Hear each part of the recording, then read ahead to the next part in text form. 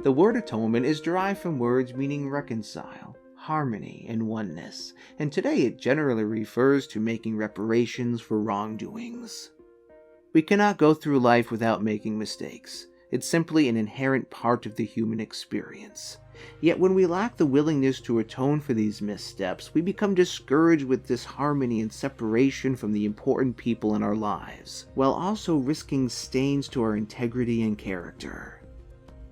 And yet, when you are willing to sacrifice temporary comfort in favor of suffering the pains of climbing the high road to atonement, you'll discover that the harmony and oneness you gain in exchange for your efforts of reconciliation far outweigh the costs, for the reward is a return to right relations with the world around you. The question becomes, what have you done to atone for your past mistakes, and how have these efforts impacted your relationships?